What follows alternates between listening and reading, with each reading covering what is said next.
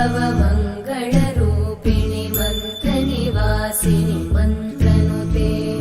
मङ्गलदायिनि अम्बुजवासिनि देवगणाश्रितपादयुते जय जय हे मधुसूदनकामिनि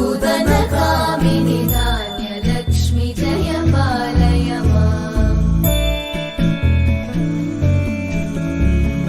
जय वरवर्णिनि वैष्णवि भार्गवि मन्त्रस्वरूपिणि मन्त्रमये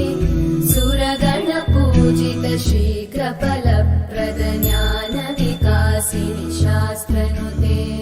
भवभयहारिणि पापविमोचनि साधुजनाश्रितपादयुते जय जय हे मधुसूदनकामिनि धैर्यलक्ष्मि जय पालय माम्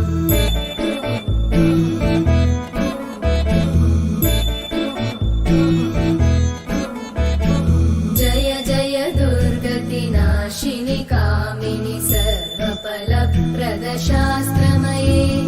रथगजतुरगपदादिसमानुत परिजनमण्डित लोकनुते हरिहर ब्रह्म सुपूजित सेवित तापनिवारिणि पादयुते जय जय हे मधुसूदनकामिनि विद्या लक्ष्मि पालय माम् वेद पुराण इतिहास सुपूजित वैदिक मार्ग प्रदर्शयुते जय जय हे मधुसूदनकामिनि श्रीधनलक्ष्मी पालय माम् जय जय हे मधुसूदनकामिनि श्रीधनलक्ष्मी पालय माम्।